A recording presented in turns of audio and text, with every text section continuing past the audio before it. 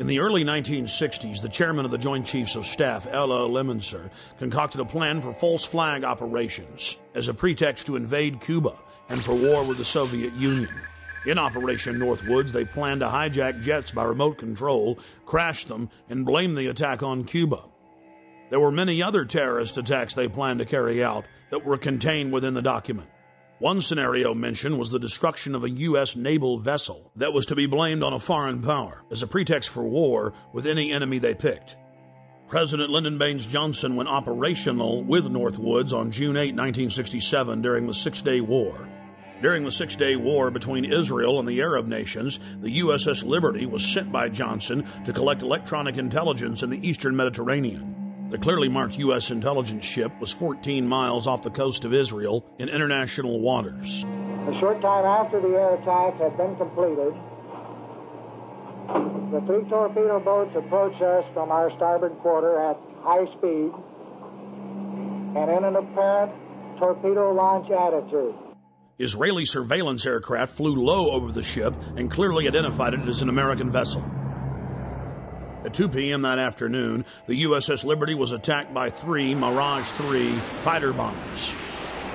From the onset of the attack, the fighter bombers were jamming U.S. signals. Not only were they jamming U.S. signals specifically, they were also unmarked, the only unmarked aircraft in Israel's arsenal.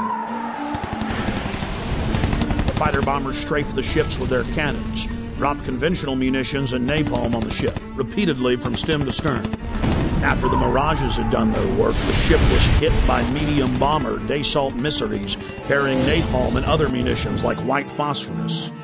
The USS Liberty was then attacked by 3 Israeli torpedo boats bearing Israeli flags. The torpedo gunboats opened fire with high-caliber machine guns and launched torpedoes. A single torpedo struck the ship, blowing a hole in both sides, entering the ship and leaving a 30-foot exit hole when it exploded. Then the torpedo boats began strafing life rafts in the water, an international war crime. While all of this was happening, the oversized American flag flew clearly above the ship. The attack on the Liberty went on for hour after hour after hour. During the entire attack, the USS Liberty continually called the Sixth Fleet that was nearby, begging for air support or rescue. 2 aircraft carriers in the Med responded by launching fighter aircraft. Unbelievably, they were recalled by the White House. Rear Admiral Geist, then commanding the carriers in the Sixth Fleet, called Washington personally to confirm the recall order. Secretary of Defense McNamara came on the line, and then President Johnson himself told Geist, "I want that goddamn ship going to the bottom.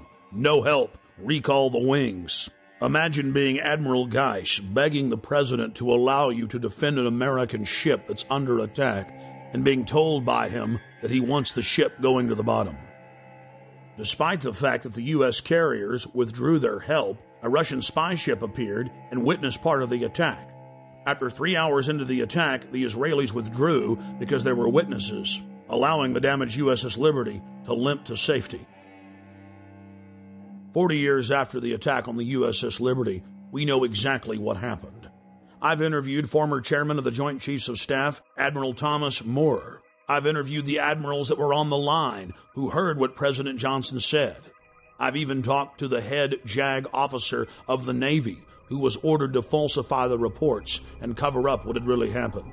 One of the Israeli pilots has gone public as well, saying that 3 times he refused over his radio to headquarters to attack the ship, saying clearly that it was an American ship in international waters and an ally. He was ordered under threat of court-martial to engage the ship.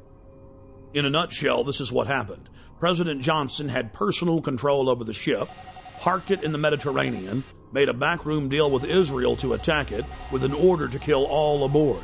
Then the attack on the ship was to be blamed on Egypt. The U.S. would enter the war and take over the entire Middle East. In the aftermath of the attack on the most highly decorated ship in U.S. history, the captain and his entire crew were told they would spend life in prison or be killed if they told anyone what happened. Captain William L. McGonigal was given the Congressional Medal of Honor in secret and told not to tell anyone that he had won the award.